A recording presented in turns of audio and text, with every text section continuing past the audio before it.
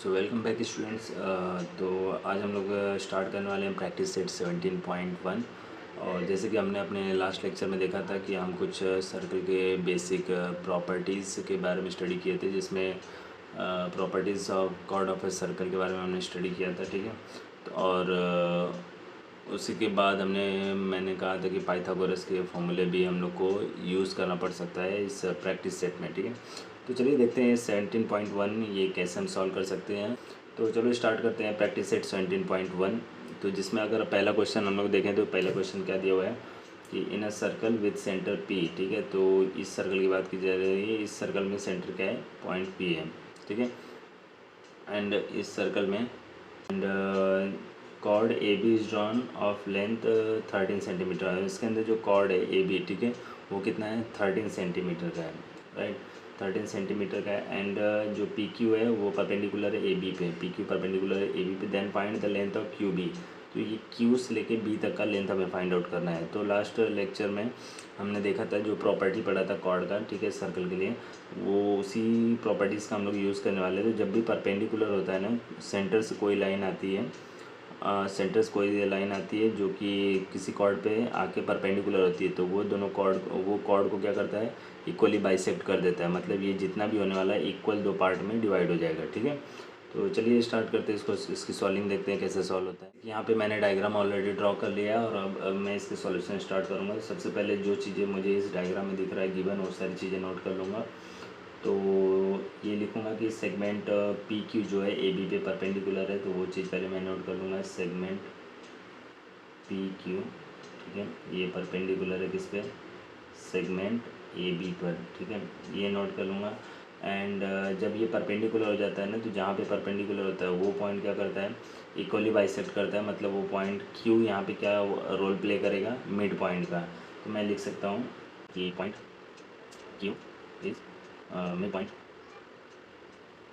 Of chord A B का। ठीक है, और जब ये इस तरीके से हो जाएगा तो फिर अब मैं क्या लिख सकता हूँ, इसकी प्रॉपर्टीज़ का जो फॉर्मूलेज हैं, ठीक है, इक्वली बाइसेक्ट करता है ना, तो इस वजह से मैं यहाँ पे लिखूँगा कि length of A B, A Q equal to Q B हो जाएगा ना। तो मुझे ज़रूरत किसका है, क्यू बी का है, तो मैं क्यू बी को लिखने वाला हूँ। लेंथ क्यू बी वो क्या होगा, उसका लेंथ क्या होगा, ये जो पूरा कॉर्ड है उसके हाफ के इक्वल होगा। तो लेंथ ऑफ ए बी, पूरे कॉर्ड का जो नाम है, कॉर्ड क्या है अपना, ए बी है, तो वो ए बी एंड इसका हाफ करूँगा ना, तब जाके किसी एक सेगमेंट का होगा। तो मतलब क्या सीखा हमने कि जब भी कॉर्ड रहेगा, ठीक है, तो परपेंडिकुलर पढ़ने के बाद जो भी कॉर्ड रहेगा, कॉर्ड को आधा कर दो, हाफ कर दो। तो वो हाफ करोगे तो ये इतना पार्ट हो जाएगा, बाकी का हाफ इतना पार्ट हो जाएगा, जबकि दोनों इक्वल ही हैं। ठीक है, हाफ मतलब दोनों अलग अलग नहीं होने वाला है। तो इस तरीके से इसको नोट कर लूँगा। एंड फिर उसके बाद अब लेंथ ऑफ ए बी, ठीक है, क्यू बी तो हमें फाइंड आउट करना है। तो ए बी की वैल्यू ऑलरेडी हमारे पास गिवन है टेक्स्ट बुक में, क्वेश्चन में, तो कितना है, 13 सेंटीमीटर। तो ये मैं 13 लिख लूँगा, अपॉन 2 हो जाएगा। एंड फिर उसके बाद इसको डिवाइड कर दूँगा, 13 का हाफ क्या हो जाएगा, 6.5। ठीक है, यूनिट लिख दूँगा इसका centimetre. And length of Q B यहाँ पे कितना हो गया, 6.5 सेंटीमीटर। तो बस ये इतना सही काम था, इस तरीके से हम इसको सॉल्व कर सकते हैं। तो देखते हैं यहाँ पे क्वेश्चन नंबर 2। क्वेश्चन नंबर 2 के यहाँ पे लिखा हुआ है radius of a circle with centre O is 25 centimetre. तो इस सर्कल में, ठीक है, इस डायग्राम की बात कर रहा है, इस सर्कल में जो सेंटर है वो ओ है। ठीक है, तो ओ से जो भी रेडियस ड्रॉ हो रहा है, उस रेडियस का लेंथ कितना है, 25 सेंटीमीटर। तो यहाँ पे रेडियस का रोल कौन प्ले कर रहा है, ओ डी। ठीक है, तो ओ डी के क्या हो जाएगा, 25 centimetre. And find the distance of chord, ठीक है, find the distance of chord from the centre of circle if the length of chord is 48 centimetre.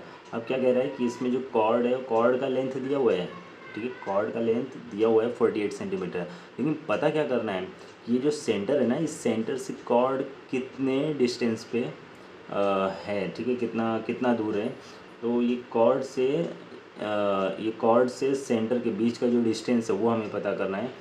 तो चलो इसको सॉल्व करते हैं, देखते हैं कैसे ये पता किया जा सकता है। तो स्टूडेंट चलो देखते हैं कि क्वेश्चन नंबर 2 कैसे सॉल्व हो सकता है। तो क्वेश्चन नंबर 2 में जैसे मैंने बोला कि हमें क्या पता करना है, लेंथ ऑफ ओ पी पता करना है। तो यही वो सेगमेंट है जिसका अगर हम लोग लेंथ पता कर लेंगे तो पता चल जाएगा कि पॉइंट ओ से लेके कॉर्ड सी डी के बीच का डिस्टेंस कितना है। ठीक है, तो अगेन हम लोग प्रॉपर्टीज़ यूज़ करेंगे कौन सा, कॉर्ड ऑफ ए सर्कल का, जिसमें क्या था, परपेंडिकुलर होने पे जो कॉर्ड रहता है वो बाइसेक्ट हो जाता है इक्वली, ठीक है। तो इस हिसाब से मैं लिखूँगा। पहले तो जो गिवन है वो सारी चीज़ें हम लोग नोट करेंगे। क्या गिवन है कि ओ पी जो है वो परपेंडिकुलर है, किसके ऊपर है, सी डी पे, ठीक है। ओ पी परपेंडिकुलर है सी डी पे, तो यहाँ पे सेगमेंट लिखेंगे, सेगमेंट ओ पी परपेंडिकुलर है सेगमेंट सी डी पे, ठीक है। एंड और क्या गिवन में है, रेडियस, यहाँ पे रेडियस का रोल कौन प्ले कर रहा है, तो यहाँ पे ओ डी प्ले कर रहा है रोल, तो मैं लिखूँगा ओ डी इक्वल टू कितना है, 25 सेंटीमीटर, ठीक है। ये भी गिवन में है। एंड ओके, तो एंड कॉर्ड का लेंथ कितना दिया हुआ है, लेंथ ऑफ सी डी हमें दिया हुआ है 48 सेंटीमीटर, ठीक है। तो ये सारी चीज़ें गिवन है, तो चलो प्रॉपर्टी यूज़ करेंगे। तो ये परपेंडिकुलर होने की वजह से अब मैं क्या लिख सकता हूँ कि लेंथ सी पी वो इक्वल हो जाएगा किसके, लेंथ पी डी, ठीक है। एंड ये दोनों किसके इक्वल रहेंगे, लेंथ सी डी के हाफ के, ठीक है। तो अब ये क्यों हो रहा है, property of chord of a circle की वजह से हो रहा है।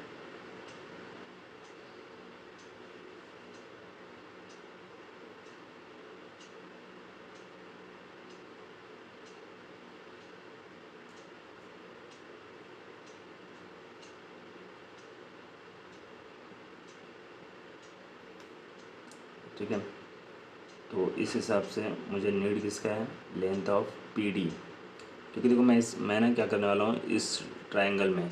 अब यहाँ पे देखो हम लोग को क्या पता करना है, ओपी का लेंथ पता करना है। तो ओपी का लेंथ पता करने के लिए मैं क्या सोच रहा हूँ कि अगर ये ट्रायंगल में पाइथागोरस यूज़ कर लिया जाए तो हमारा काम बन सकता है, ठीक है। क्योंकि पाइथागोरस के लिए राइट एंगल ट्रायंगल होना चाहिए, तो ऑलरेडी ये है, जिसमें हाइपोटेनियस का लेंथ दिया हुआ है। अगर मैं इसको हाफ बाइसेक्ट, प्रॉपर्टी के अकॉर्डिंग बाइसेक्ट कर दिया, ठीक है, तो ये 48 है, तो यहाँ से पी से लेकर डी का लेंथ कितना हो जाएगा, 24 हो जाएगा। तो मतलब इस ट्रायंगल को अगर ध्यान दिया जाए तो ओ डी की वैल्यू 25 ऑलरेडी गिवन है, और प्रॉपर्टी यूज़ करके पी से डी तक का कितना मिल गया, 24 हो गया। बस ओ पी फाइंड आउट करना है। तो पाइथागोरस का अगर फॉर्मूला यूज़ कर लिया जाए तो हम लोग को ओ पी का लेंथ मिल जाएगा, और मैं यही तरीका यूज़ करने वाला हूँ। इसलिए मैंने क्या किया कि सबसे पहले ये प्रॉपर्टी यूज़ करके मैं ये पी डी की वैल्यू निकालने की कोशिश कर रहा हूँ, और इसलिए length of P D, length of P D क्या होगा, लेंथ ऑफ सी डी का हाफ होगा। लेंथ ऑफ सी डी कितना है, 48 है, तो लिखूँगा 48, सी डी का वैल्यू लिख दिया मैंने 48/2, ठीक है। तो लेंथ ऑफ पी डी 48 का आप कितना हो गया, 24 सेंटीमीटर, ठीक है। ये तो हो गया हमारा लेंथ पी डी के लिए वैल्यू, ठीक है। अब हम लोग को पता क्या करना है, पता तो एक्चुअल में हम लोग को करना है ओ पी का लेंथ, ठीक है। तो इसके लिए हम लोग क्या करने वाले हैं ना कि एंगल ओ पी डी ये क्या है, 90 डिग्री है, ठीक है। तो इसलिए देयरफॉर हम लोग क्या करने वाले हैं, in triangle O P D में, ठीक है, ओ पी डी में हम लोग क्या यूज़ करेंगे, पाइथागोरस का फॉर्मूला यूज़ करेंगे, ठीक है। तो पाइथागोरस के फॉर्मूले के हिसाब से हम लोग क्या लिखने वाले हैं, हाइपोटेनियस का स्क्वायर। तो हाइपोटेनियस क्या होता है कि वो लाइन जो राइट एंगल बनने वाले दोनों लाइन को, ठीक है, दोनों सेगमेंट को ज्वाइन करें, ठीक है, राइट एंगल बनने वाले दोनों सेगमेंट को ज्वाइन करें, उससे क्या बोलते हैं अपन, हाइपोटेनियस बोलते हैं। तो यहाँ पे हाइपोटेनियस क्या हमारा ओ डी है, तो ओ डी का स्क्वायर, राइट, एंड फिर क्या हो जाएगा, ओ पी का स्क्वायर, एंड फिर ओ पी का स्क्वायर हो गया, तो वन साइड का स्क्वायर प्लस सेकेंड साइड का स्क्वायर, या हाइट का स्क्वायर प्लस बेस का स्क्वायर, दोनों लिख सकते हो, ठीक है। अगर आपको चाहिए तो पहले वो फॉर्मूला लिख सकते हो, एंड पी डी का स्क्वायर। ओके, तो पाइथागोरस का फॉर्मूला क्या हो गया, ये ओ डी हाइपोटेनियस के लिए है, एंड ओ पी हाइट के लिए हम लोग यूज़ कर लिए, पी डी हम लोग बेस के लिए यूज़ कर लिए ट्रायंगल ओ पी डी में, ठीक है। तो अब ओ डी की वैल्यू कितनी थी, ओ डी की वैल्यू अगर हम लोग को याद रहेगा तो आप एक बार देखना, ओ डी की वैल्यू रहेगा 25, तो यहाँ पे 25 पुट कर लिया जाएगा। एंड ओ पी की वैल्यू यही तो पता करना है हम लोग को, राइट। एंड पी डी की वैल्यू वो कितना था, 24 था, ठीक है। तो इस तरीके से हम लिख लेंगे। एंड 25 का स्क्वायर कितना हो जाएगा, ये हो जाएगा 625, ठीक है। ये कैसे फाइंड आउट किया गया, ये थोड़ा सा क्या होता है कि बेसिक कैलकुलेशन या कैलकुलेशन को इजी बनाए रखने के लिए छोटी मोटी चीज़ों को थोड़ा याद करके रखो, स्क्वायर नंबर, क्यूब नंबर, ठीक है, टेबल हो गया, ये सारी चीज़ें थोड़ा सा लर्न करके रखोगे तो कैलकुलेशन थोड़ा स्पीड होगा, फटाफट होगा। और ऐसे ही मैंने भी बस अपने टाइम पे ऐसे ही याद किया है, बस बार बार उसको लिखना, बार बार यूज़ करने से धीरे धीरे वो आ गया है, राइट। एंड ओ पी का स्क्वायर नेक्स्ट, एंड 24 का क्या हो जाएगा 576। ये कैसे हुआ, बस बार बार यूज़ करते रहोगे, प्रैक्टिस करते रहोगे ना मैथ में, तो ये सारी चीज़ें बार बार याद हो जाएंगी। अब क्या करेंगे, नंबर को एक साइड इक्वल के एक साइड शिफ्ट कर देंगे, तो 625। तो फाइनली मैं क्या लिख रहा हूँ, ओ पी का स्क्वायर, ये मुझे फाइंड आउट करना है, ठीक है। तो ये नंबर के पास जाएगा तो इधर पे शिफ्ट हो जाएगा, तो क्या हो जाएगा 625 माइनस 576, ठीक है। तो ये क्या हो रहा है ना, 576 इस साइड जा रहा है, तो 625 में से 576 माइनस हो रहा है।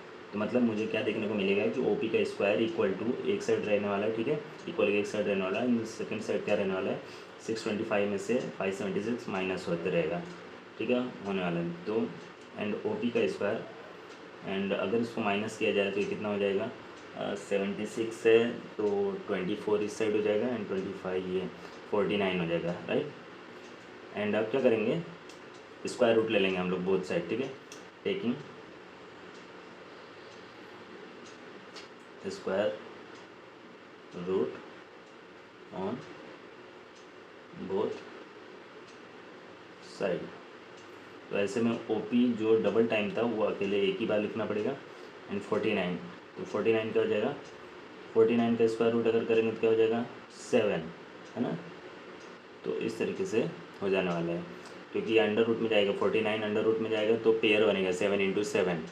तो जब मैं स्क्वायर हटा दूंगा तो इसको लिख सकता हूँ ओनली 7। तो इस तरीके से ओ पी का वैल्यू कितना आ गया 7, ठीक है। तो इसको फाइनल लिख देंगे, लेंथ ऑफ ओ पी कितना हो गया, लेंथ ऑफ ओ पी हो गया 7 सेंटीमीटर। मतलब अपना जो क्वेश्चन पूछा था कि distance of a cord from the centre of circle कितना होगा, distance of a cord from the centre of circle कितना होने वाला है 7 सेंटीमीटर होने वाला है, ठीक है। तो इस तरीके से ना थोड़ा सा आप सबको समझो पहले, ठीक है, कि क्या गिवन है और किस तरीके से हम क्या फॉर्मूलेस क्या प्रॉपर्टी यूज़ करके किस तरीके से अपने जो हमें क्वेश्चन बोला गया है पता करने के लिए, फाइंड आउट करने के लिए, वो फाइंड आउट कर सकते हैं, ठीक है। और जब आप पहले समझने पे ध्यान दोगे ना तो आपके लिए सम ईजी होने लगेगा। लेकिन आप हमेशा अगर टारगेट करोगे कैसे आंसर आ जाए ना, तो बार बार आप ज़्यादा से ज़्यादा क्या करोगे, एक सम क्रॉस कर लोगे, सॉल्व कर लोगे, लेकिन फिर नेक्स्ट सम में फिर आपको डिफ़िकल्टीज फेस करना पड़ेगा। आई होप आप ये सारी बातें समझ रहे होंगे, ठीक है।